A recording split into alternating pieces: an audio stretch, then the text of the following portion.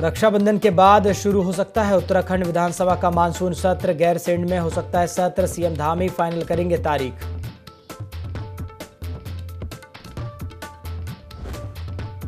मुख्यमंत्री पुष्कर सिंह धामी ने वो 17 दिन पुस्तक का किया विमोचन। सिलक्यारा सुरंग में फंसे श्रमिकों पर आधारित है पुस्तक। सीएम धामी ने लेखक को दी शुभकामनाएं। हरिद्वार में कांवड़ियों का चरण वंदन करेंगे सीएम धामी। हेलीकॉप्टर से होगी पुष्प वर्षा। शाम को ओम पुल पर होगी भजन संध्या।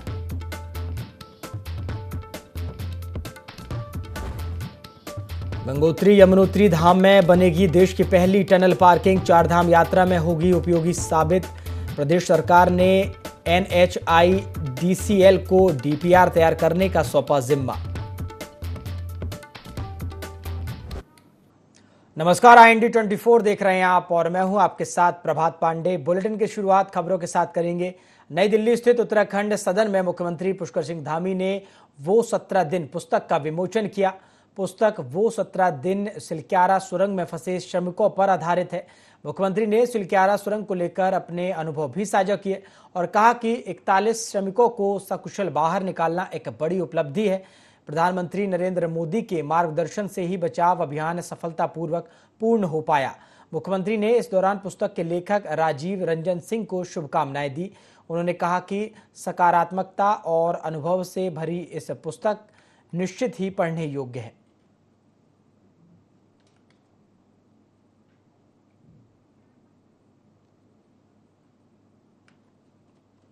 हरिद्वार में चल रहे कांवड़ मेले में कांवड़ियों पर हेलीकॉप्टर से फूल बरसाए जाएंगे।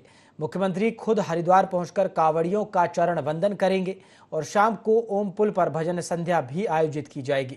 प्रशासन ने सभी कार्यक्रमों की तैयारी पूरी कर ली है। गौरतलब है कि हरिद्वार में कांवड़ मेला अपनी चरम सीमा पर चल रहा है। अभी तक करीब 1.5 करोड़ कांवड़िए गंगाजल लेकर हरिद्वार से रवाना हो चुके हैं। तीर्थाटन को बढ़ावा देने के लिए मुख्यमंत्री पुष्कर सिंह धामी हरिद्वार पहुंचेंगे और कांवड़ियों का चरण वंदन करेंगे। जिलाधिकारी ने बताया कि अलग अलग चरणों में कांवड़ियों पर हर की पौड़ी से लेकर नारसन बॉर्डर पर हेलीकॉप्टर से फूल बरसाए जाएंगे। शाम को ओम पुल पर भजन संध्या भी आयोजित होगी।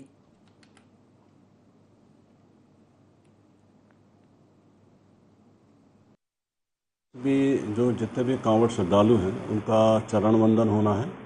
उस कार्यक्रम के बाद एक शिव संध्या का आयोजन पुलिस प्रशासन के द्वारा आयोजित किया जा रहा है। माननीय मुख्यमंत्री जी द्वारा निर्देश दिए हैं कि फूल वर्षा का भी कार्यक्रम है हेलीकॉप्टर के माध्यम से, और जो लगभग आपके ब्रह्मकुंड से लेकर पूरा हाईवे कवर करते हुए नारसन बॉर्डर तक जाएगा और नारसन बॉर्डर से लेकर दोबारा ब्रह्मकुंड की तरफ आएगा। तो ये फूल वर्षा हमारी। चंपावत में सेलिब्रेटिंग एप्पल हार्वेस्ट कार्यक्रम का आयोजन किया, जिसमें सीएम धामी वर्चुअल माध्यम से शामिल हुए। इस दौरान सीएम ने किसानों को बधाई देते हुए कहा कि उन्होंने अपनी कड़ी मेहनत से इस कार्य को संभव बनाया है। उत्तराखंड की जलवायु सेब उत्पादन के लिए लाभकारी है और चंपावत क्षेत्र के सेब प्रसिद्ध हैं। उन्होंने कहा कि हमारी सरकार किसानों के हित के लिए कार्य कर रही है और उनको जोड़ने का प्रयास भी कर रही है। उत्तराखंड की जलवायु और भौगोलिक परिस्थितियां सेब उत्पादन के लिए अत्यंत उपयुक्त है और हमारा चंपावत क्षेत्र को उसमें सबसे अधिक माना जाता है। यहाँ के सेब गुणवत्ता, स्वाद, पोषण तत्वों के लिए इस भर में प्रसिद्ध है। भाइयों बहनों, हमारी सरकार राज्य में फलों के उत्पादन को बढ़ावा देने के लिए विशेष प्रयास करती है।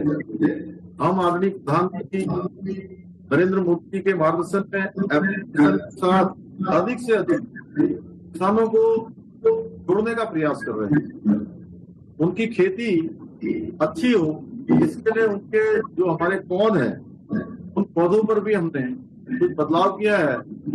जहाँ पर कम पानी में होने वाले जो हमारी पौध है, उस पौध को भी हम अधिकाधिक किसानों को देने पर काम कर रहे हैं। हमने सेब की खेती और किसानों को प्रोत्साहित करने देश में पहली बार अंतर्राष्ट्रीय सेब महोत्सव का आयोजन किया, जिसके माध्यम से केवल उत्तराखंड के सेबों को वैश्विक स्तर पर पहचान दिलाने का प्रयास किया, बल्कि इससे हमारे किसानों को मार्केटिंग और ब्रांडिंग के सीखने में मदद मिलती है।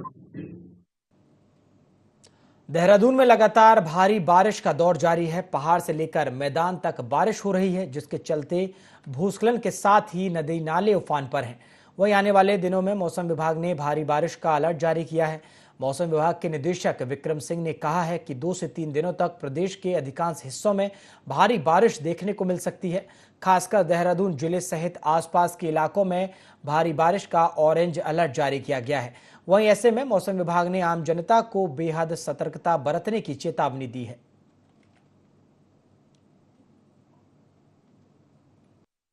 और देख रहे हैं कि जो बारिश की एक्टिविटी लगातार वो नॉर्मल तो हमको मिल ही रही है, और उसके साथ वेरी हैवी रेंस भी हमको मिल रही है। पास्ट 24 आवर्स में भी हमको जो हैवी रेंस देहरादून डिस्ट्रिक्ट में मिली है, बागेश्वर में मिली है। तो इस तरह की एक्टिविटी वो चली रही है, और लाइट से मॉडरेट तो जो है ज़्यादातर जगहों में वो मिल रही है। और मैदानी क्षेत्रों में बात करें तो वहाँ भी अनेक जगहों तक में आज है। जब हम वार्निंग पे जाते हैं, अगर आज 29 तारीख के लिए बात करें तो ऑरेंज में हमने जो है वार्निंग देहरादून डिस्ट्रिक्ट के लिए रखी है, जिसमें हैवी से वेरी हैवी रेन की संभावना है। और इसी तरह जो हैवी रेंस है उसमें टेहरी, पौड़ी, नैनीताल, चंपावत इनको रखा गया। और अंदर अगर बात करें तो बागेश्वर डिस्ट्रिक्ट को वो रखा गया है। जो लोग लो लाइंग एरियाज में रहते हैं उनको काफ़ी सावधान रहने की जरूरत है। दिल्ली, हरियाणा, उत्तर प्रदेश समेत कई राज्यों के शिव भक्त डाक कावड़ से बोल बम के जयकारों के साथ अपने अपने गंतव्य की ओर जा रहे हैं। वहीं पुलिस और जिला प्रशासन ने भीड़ को देखते हुए मंगलौर से लक्सर की ओर 100% रूट डायवर्जन किया, जहां एक तरफ पुलिस के कंधों पर कावड़ मेला संपन्न कराने की एक बड़ी जिम्मेदारी है, तो वहीं लक्सर पुलिस अपनी जिम्मेदारी के साथ साथ शिव भक्ति का धर्म भी निभा रही है। लक्सर पुलिस ने रूट डायवर्जन के बाद जगह जगह शिव भक्तों के जलपान की व्यवस्था की। ऐसे में स्वयं खाकी सड़कों पर उतरकर शिव भक्तों की सेवा कर रही है।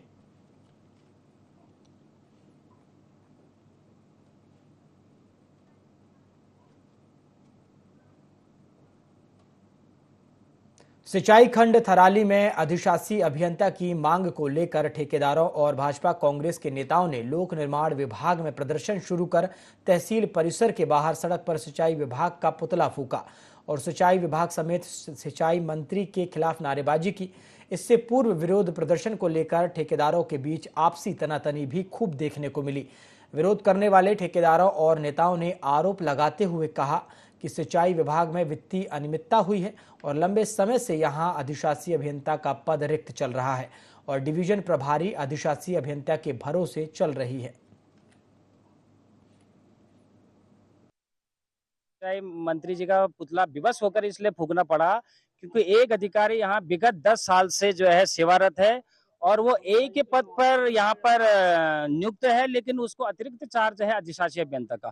वो एक तरफ से सहायक अभियंता के रूप में पत्र लिख रहा है एक्शन को कि मुझे अनुबंध बनाने का परमिशन दो, और वही आदमी जो है फिर से एक्शन के रूप में अनुमति दे रहा। तो एक आदमी लगातार यहाँ पर भ्रष्टाचार कर रहा है, स्थानीय लोगों से मंत्री के नाम पर अवैध वसूली कर रहा है, ठेकेदारों का शोषण कर रहा है। जो अधिशासी अभियंता है प्रभारी, वो अपने ट्रांसफर रोकने के लिए 6 महीने से वहां पड़े हुए हैं, न कि थराली विभाग की स्थिति को सुधारें।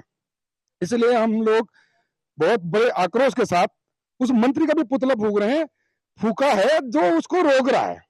हमारी एक ही मांग है, उसकी जांच की जाए और उसका यहाँ से स्थानांतरित किया जाए और परमानेंट अधिशासी अभियंता को यहाँ रखा जाए। सिंचाई विभाग के प्रभारी अधिशासी अभियंता हैं, लगातार 10 साल से यहाँ पर कार्यरत हैं और जिस प्रकार की से सरकार को राजस्व की हानि जो हो रही है, जो अभी तक टेंडर नहीं निकाल रहे हैं, कई माध्यमों से पता लगा है कि अपने लोगों को, चाहते लोगों को ठेके दे रहे हैं। बाहर के रुड़की, सहारनपुर के बड़े-बड़े ठेकेदार यहाँ आ रहे हैं और जो लोकल लोगों को उनको काम नहीं मिल रहा है। इसलिए हम आज देहरादून जा रहे हैं और मैं माननीय विधायक जी से और माननीय मुख्यमंत्री जी से इस संबंध बात रखूंगा। उत्तराखंड में 22 जुलाई से कावड़ यात्रा शुरू हो चुकी है। प्रशासन लगातार यात्रा व्यवस्थाओं को दुरुस्त करने का काम कर रहा है। वहीं इस हफ्ते हरिद्वार में कावड़ यात्रा में श्रद्धालुओं की संख्या में इजाफा होने के चलते प्रशासन सतर्क है। वहीं इसके साथ ही खुद सीएम पुष्कर सिंह धामी यात्रा की मॉनिटरिंग कर रहे हैं। सीएम धामी कावड़ियों पर पुष्प वर्षा करने वाले हैं। प्रदेश प्रवक्ता हनी पाठक ने जानकारी देते हुए बताया कि देश में कावड़ यात्रा का आगाज हो चुका है। उत्तराखंड में देश भर से कावड़िए हरिद्वार आ रहे हैं। आस्था के इस महापर्व को प्रदेश सरकार भव्य बनाने में लगी हुई है। बड़ी यात्रा है जो कि 1 महीने तक चलती है और एकदम मौसम ही खुशगवार होता है। हर जगह बम बम भोले और हर हर महादेव चलता है। तो ये हमारे उत्तराखंड में जो कांवड़िए और जगह से आए हैं और राज्यों से आए हैं, उनका पुष्प वर्षा कर हम स्वागत करेंगे। इससे हमारे महादेव और इष्ट को भी अच्छा लगेगा कि उनकी श्रद्धा में आए हुए भक्तगण पे पुष्प वर्षा करी जाती है। तो पिछले वर्ष के भांति इस वर्ष भी हम उनका आगमन पे हार्दिक अभिनंदन और स्वागत करते हैं पुष्प वर्षा के। देश के प्रधानमंत्री के प्रति एक कांवड़िए में इतना लगाव देखा गया कि वो नरेंद्र मोदी की मूर्ति को कंधे पर बैठाकर हरिद्वार पहुंच गया। हर की पौड़ी पर मूर्ति को गंगा स्नान कराया और फिर अपने साथियों के साथ पैदल ही बागपत की तरफ चल पड़ा। इस कांवड़िए का नाम है रूपेंद्र तोमर, जो पेशे से दिल्ली में पैथोलॉजी लैब चलाता है। उसकी इच्छा है कि वह पूरा महादेव पर गंगाजल चढ़ाने के बाद प्रधानमंत्री नरेंद्र मोदी से मिले और उन्हें गंगाजल और यह मूर्ति भेंट करे। कांवड़िए के साथ उसके दल में 8 लोग शामिल हैं, जो प्रधानमंत्री मोदी के साथ भगवान शिव की मूर्ति को कंधे पर उठाकर रवाना हुए हैं।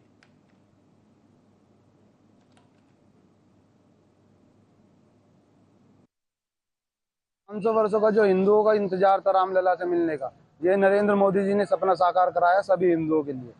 तो जब भी हमने सोचा था कि कुछ ऐसा स्पेशल हम नरेंद्र मोदी जी के लिए करेंगे, और जब ये तीसरी बार दोबारा से प्रधानमंत्री बने, उस दिन हमने निश्चित कर लिया था कि हम इनको गंगा स्नान करा करके लेकर आएंगे। जल अब हमारा ये जाएगा पूरा महादेव, और एक जो कलश हमने अलग से ला रखा है वो मोदी जी के लिए हमने रखा हुआ है। अगर ईश्वर ने चाहा वो अपनी मंजिल तक हो सके पहुंच जाएगी। पिछले वर्ष केदारनाथ धाम में QR कोड लगाकर मंदिर समिति पूरे देश में चर्चाओं में रही थी। वहीं कांग्रेस ने एक बार फिर से QR कोड के मामले को उछाल दिया है। कांग्रेस प्रदेश महामंत्री नवीन जोशी का कहना है कि केदारनाथ धाम में जो QR कोड लगा था उसका ट्रांजैक्शन सीधा दिल्ली के केदारनाथ धाम के अकाउंट में होता था। वहीं जोशी ने कहा है कि भाजपा के नेताओं को शर्म आनी चाहिए, जो केदारनाथ धाम के नाम पर राजनीति करते हैं और सनातन से जुड़े करोड़ों लोगों की आस्था को ठेस पहुंचाने का काम करते हैं। भारतीय जनता पार्टी के नेताओं को शर्म आनी चाहिए। हिंदू धर्म के करोड़ों लोगों की आस्था का प्रतीक केदारनाथ धाम, सबसे पहले तो आपने उसके नाम से दिल्ली में उसका उद्घाटन कर दिया।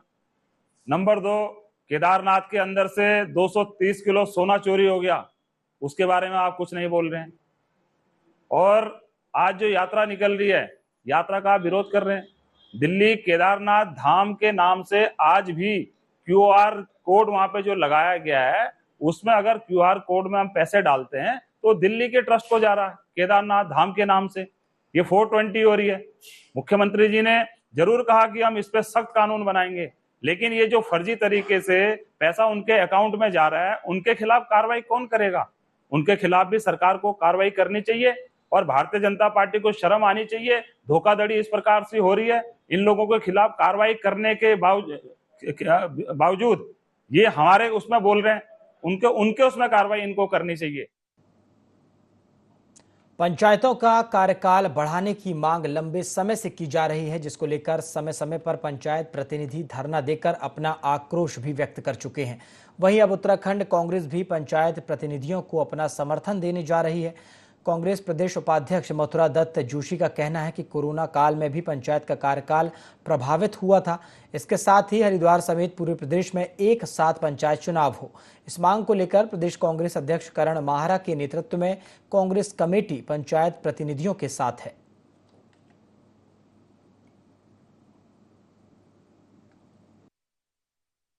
विगत कई दिनों से प्रदेश के पंचायत प्रतिनिधि कार्यकाल बढ़ाने की मांग को लेकर और हरिद्वार के साथ अन्य जिलों में भी चुनाव कराने के सिलसिले में धरने पर बैठे हुए हैं। प्रदेश कांग्रेस कमेटी ने भी उनको अपना समर्थन दिया है। माननीय अध्यक्ष जी का पत्र मैंने उनके प्रतिनिधियों को सौंपा है और हमने कहा कि हम उनकी मांग के समर्थन में हैं और सरकार से मांग करते हैं कि कोरोना काल में भी पंचायतों का कार्यक्रम था वो प्रभावित रहा है, विकास कार्य प्रभावित रहे हैं और उनकी जो मांग है उस मांग को सरकार द्वारा गंभीरता से विचार किया जाना चाहिए और पंचायतों का कार्यकाल बढ़ाते हुए हरिद्वार के साथ ही पूरे प्रदेश में एक साथ पंचायत चुनाव होने चाहिए। इस मांग का हमने भी समर्थन दिया है और अपना समर्थन पत्र माननीय अध्यक्ष जी का समर्थन पत्र मैंने पंचायत प्रतिनिधियों को सौंपा है। उत्तराखंड में एक बार फिर कैबिनेट विस्तार को लेकर चर्चाएं हैं। खासकर मुख्यमंत्री पुष्कर सिंह धामी के दिल्ली दौरे को लेकर कैबिनेट विस्तार को लेकर चर्चाओं का बाजार और गर्म हो चला है। वहीं भाजपा प्रदेश महामंत्री आदित्य कोठारी का कहना है कि हाल ही में हुई प्रदेश नेतृत्व की बैठक में कैबिनेट के रिक्त पदों को भरने और सीनियर लीडर को भी दायित्व देने को लेकर चर्चा हुई। उन्होंने कहा कि करीब 3 दर्जन वरिष्ठ पदाधिकारियों को दायित्वधारियों की नियुक्ति करने पर निर्णय हुआ है। उन्होंने उम्मीद जताई है कि इस फैसले से लंबे समय से कार्य कर रहे हैं कार्यकर्ताओं को नई ऊर्जा भी मिलेगी।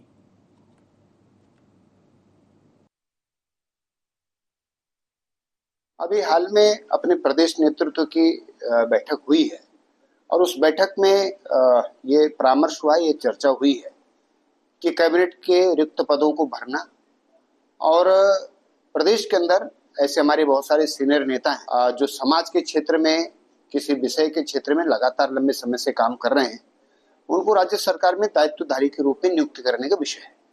इन दोनों विषयों पर चर्चा हुई है और जानकारी मिली है कि सरकार में कैबिनेट के रिक्त पदों को भी भरने के विषय में यथाशीघ्र भरने का निर्णय हुआ है और राज्य में दायित्वधारियों की नियुक्ति पर भी चर्चा हुई है। मुझे लगता है कि करीब 3 दर्जन वरिष्ठ पदाधिकारियों को दायित्वधारी के रूप में जो है नियुक्ति करने का उस पर निर्णय हुआ है, सहमति बनी है। तो उम्मीद करते हैं कि यथाशीघ्र उस पर जो है नियुक्तियां होंगी। देहरादून स्थित विधानसभा को डिजिटल बनाया जा रहा है, जिसका काम भी चल रहा है। विधानसभा अध्यक्ष रितु खंडूरी ने बताया कि देश में ई विधानसभाएं बनाई जा रही हैं और इसी के तहत केंद्र सरकार से विधानसभा के लिए उत्तराखंड को भी बजट आवंटित हुआ है, जिसमें राज्य सरकार की तरफ से भी विधानसभा के लिए बजट मुहैया करवाया गया है। साथ ही कहा है कि यह कार्य देहरादून से शुरू किया गया है। आगामी दिनों में बराड़ीसैंड को भी ई विधानसभा के रूप में विकसित किया जाएगा।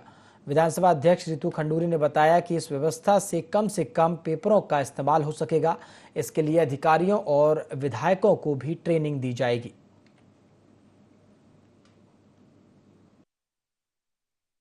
पूरे भारत में जो विधानसभाएं हैं वो ई हो रही हैं, तो हमें भी भारत सरकार के माध्यम से फंड आया है और ऑफ कोर्स उत्तराखंड सरकार ने भी हमें उसमें एडिशनल फंड्स दिए हैं और उसके तहत पूरा जो विधानसभा देहरादून में है और विधानसभा जो गैरीसैंड में है वो पूरा डिजिटाइजेशन होगा। तो डिजिटल अब हम होने जा रहे हैं और कम से कम पेपर यूज़ का कार्य करने जा रहे हैं। तो उसमें चीज़ें बदली, कहीं तार डलनी थी, कहीं इस तरह की छोटी मोटे काम हो रहे थे, तो इसलिए हमने ये निर्णय लिया कि हम देहरादून विधानसभा से शुरू करते हुए यहाँ रेनोवेशन करते हुए, क्योंकि जब हम डिजिटल होंगे तो स्पेस चाहिए होती है जहाँ मशीनें रखी जाएंगी, तरह तरह की चीज़ें चाहिए। फिर फर्नीचर में भी थोड़ा बहुत बदलाव होता है क्योंकि आपके अब लैपटॉप्स आएंगे, तो इस तरह की चीज़ें हो रही हैं। लेकिन 31 तारीख तक हम डिजिटाइज तो नहीं हो पाएंगे क्योंकि उसमें ट्रेनिंग की भी आवश्यकता है।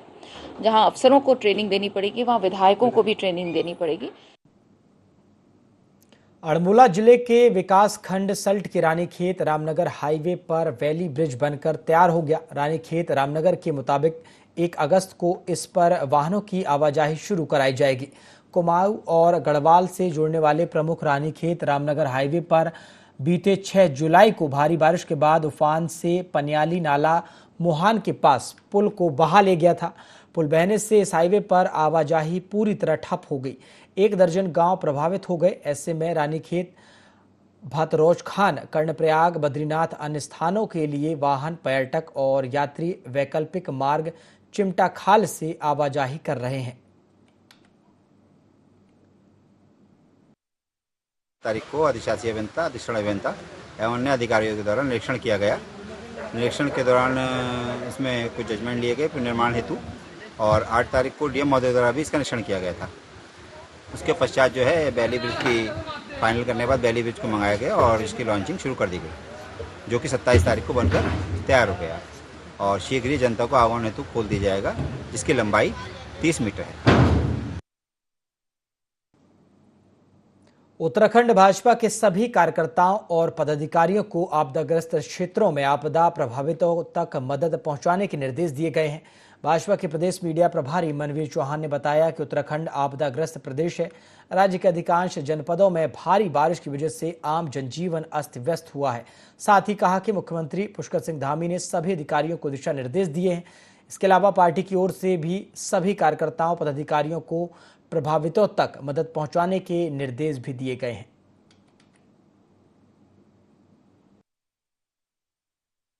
इस प्रकार से अभी जो घटना टिहरी जिले के बूढ़ा केदार में जो अभी बादल फटने के कारण वहां पर जान माल का भी नुकसान हुआ है, उसको लेकर के हम सभी इस घटना को लेकर दुखी हैं और हमारे मुख्यमंत्री माननीय पुष्कर सिंह धामी जी के द्वारा सभी अधिकारियों को हर प्रकार से वहां पर सभी पार्टी कार्यकर्ताओं को हमारे प्रदेश अध्यक्ष जी द्वारा अलर्ट किया गया है और वहां पर जहां जहां पर भी आपदा आई, चाहे यमुनोत्री में आपदा आई है, चमोली जिले में आई है, टिहरी जिले में आई है, जहां जहां पर आपदा आई वहां पर भारतीय जनता पार्टी के कार्यकर्ता स्वयं सेवक बन करके आपदा राहत कार्यों में अपना सहयोग देंगे। इसके साथ ही पूरा प्रशासन तंत्र रात और दिन वहां पर आपदा राहत कार्यों में जुटा हुआ है और आदरणीय मुख्यमंत्री लगातार उसकी मॉनिटरिंग भी कर रहे हैं। वहां पर किसी भी प्रकार की समस्या न हो, इसको लेकर के चिंता कर रहे हैं। बुलेटिन में फिलहाल इतना ही। देश और दुनिया की तमाम खबरों के लिए आप देखते रहिए IND 24। नमस्कार।